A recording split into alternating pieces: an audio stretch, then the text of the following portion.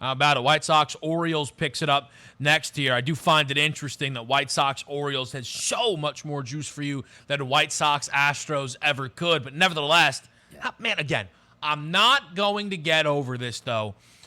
Lance Lynn, who last year with a month to go, Donnie, was the favorite to win AL Cy Young, is going up against Jordan Lyles and the Baltimore Orioles, and it is just minus 120. And to be honest with you, with the way Lance Lynn has been, that might be a little too much respect for the White Sox. Maybe things have changed. How do you see it here, Baltimore and Chicago?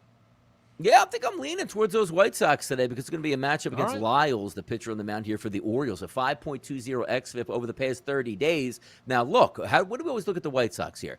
Lefty on the mound, that means they can really get after it at the plate because they're going to have a lot of right-handed batters in the lineup. But if we take a look at the splits here for Jordan Lyles against right-handed batters and left-handed batters, let's start with the lefties here. 62 batters, Kevin, he's faced from the left side. A 303 weighted on base percentage and an ISO power number of 103. So he's handled his business there against lefties. But how about righties? A 366 weighted on base percentage and an ISO of 176. As we know, not many left-handed batters in the lineup today for those Chicago White Sox. Looks like it's going to be Sheets and Moncada, and that's it. So 7 right-handed batters. I think they match up well. If you're looking from a perspective of, how's Lance Lynn going to do going up against this Orioles lineup? He doesn't have a bad xFIP over the past month in MLB, a 3.48. Strikeout percentage, Kevin, 29%. And how about this walk percentage? 1% of the batters that he's faced, which is well over 100. So he's not giving away very many free passes. If he can keep those right-handed bats down with a 329 weighted on base percentage and an ISO of 256, which isn't very good,